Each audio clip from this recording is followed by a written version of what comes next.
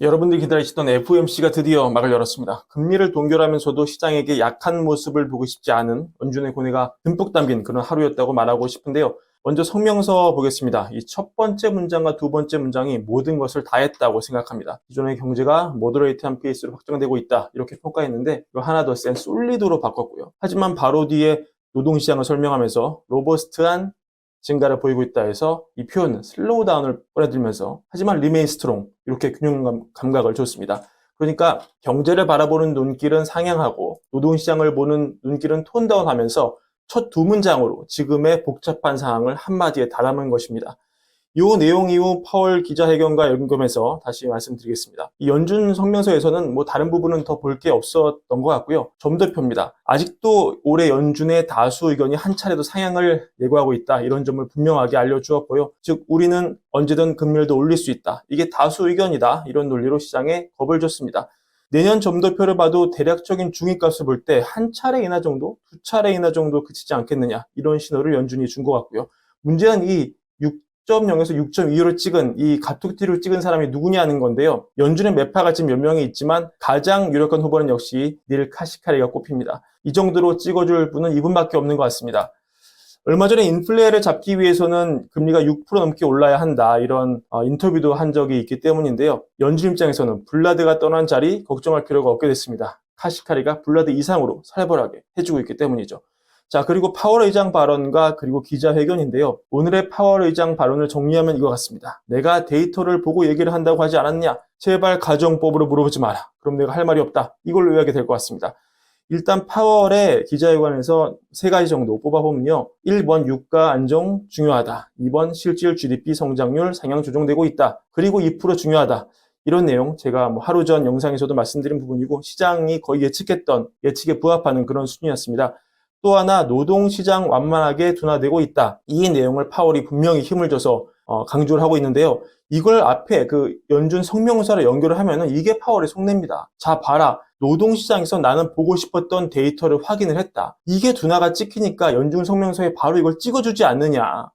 내가 데이터가 나오면 확실하게 찍어준다. 그런데 이런 질문, 예를 들면 왜 금리가 충분히 높다고 보지 않느냐, 이런 거 하지 말라는 겁니다. 연착륙이 가능하다고 보냐, 내년에 금리 인하가 가능하다고 보냐, PC가 연말에 낮게 나온다면 어떻게 하겠느냐, 자동차 파업하면 어떻게 되나, 연방정부 셧다운하면 어떻게 되냐, 이런 가정법 질문, 이런 거 하면 나 말할 게 없다. 살짝 짜증이 나는 걸 좀 볼 수 있는데요. 결국 이런 얘기를 하죠. GDP를 얘기하는 한 질문에는 나의 책무가 아니다, 이렇게 퉁박을 놓습니다. 또 타이밍에 대해 묻지 마라. 금리 동결했다고 해서 최종금리에 도달했다는 거 아니다.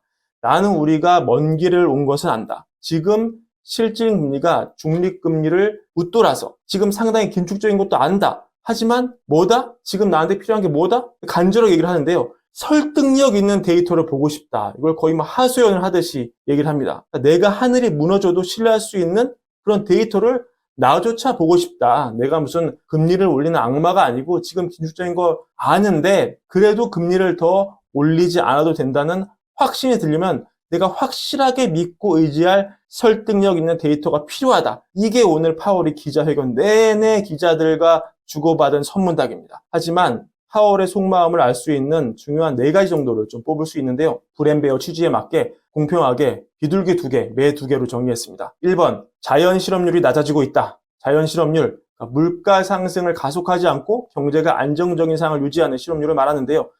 지금 미국에서는 지금 노동시장이 부모 세대 그것과는 좀 다르다는 얘기가 나오고 있습니다. 즉 재택근무, 온라인 근무 같은 걸로 노동시장 거래 비용이 낮아지면서 이게 자연 실업률을 낮추고 있다. 즉 이게 추세적이다. 이 얘기는 지금의 낮은 실업률 상황에서 경제가 과열됐다고 꼭 볼 필요는 없다. 이건 비둘기적으로 분명 해석할 수 있는 그런 대목이고요. 먼 길 왔는데 이를 그르칠 수 없으니 섣부르게 말하지 않겠다. 이런 거죠. 거의 다 왔어요. 금리 더 안 올려도 돼. 여기서 야호했다가 정말 어렵게 쌓아왔던 긴축의 성과가 이 나오기도 전에 이게 망가질 수 있다. 이런 파월의 심리가 엿보이기 때문에 금리를 더 올리고 싶지는 않은 그런 파월의 발음이 반영됐다. 이렇게 비유기적으로 우리가 해석할 수 있을 것 같습니다. 세 번째, 이런 얘기를 합니다. 중립금리가 올라갔을 수 있다. 중립금리, 여러 분석이 나오는데 확신할 수는 없지만 이게 올라갔을지 모른다고 생각도 든다. 이런 관점을 얘기를 하는데요.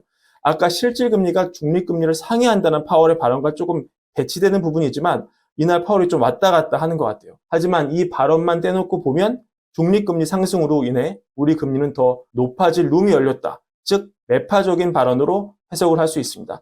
네 번째, 장기물 금리. 자, 국채 수익률 올라갔죠. 근데 이게 인플레 때문이 아니라고 얘기합니다. 우리가 다 아는 얘기지만 여기에는 텀 프리미엄도 있고 미국 국채 발행이 많아지는 것도 있고 각자 자기만의 모형이 있을 텐데 꼭 인플레 때문은 아니다. 이 얘기는 뭡니까? 여하튼 오늘 파월의 얘기가 단기물 금리가 내려간 일은 당분간 없다고 그렇게 얘기한 것으로 볼 수 있고요. 그렇다면 여기서 텀 프리미엄이 더해져 버리면 장기물 금리는 더 오를 수 있다는 그런 얘기이기 때문에 이런 관점에서는 시장의 부정적 영향, 즉 매파 발언으로 해석을 해야 될 것 같습니다. 그래서 오늘 파월의 발언은 결론적으로 보자면 매파가 이겼다 이렇게 해석을 시장은 한 것 같고요. 그래서 이게 10년물 금리인데요. 발표 전의 금리와 발표 후의 금리를 보시면 또 2년물 금리 차이가 많이 나죠. 발표 전과 발표 후를 비교하시면 금리가 이렇게 많이 올라간 걸 알 수 있습니다. 그리고 플러스 원 이런 얘기합니다. 파월이 유가에 대한 얘기. 유가가 많이 올라서 걱정을 하고 있지만 이게 단기라면은 뭐 무시하려고 한다. 뭐 이런 얘기도 우리가 챙겨가면 좋은 파월의 표현이었습니다.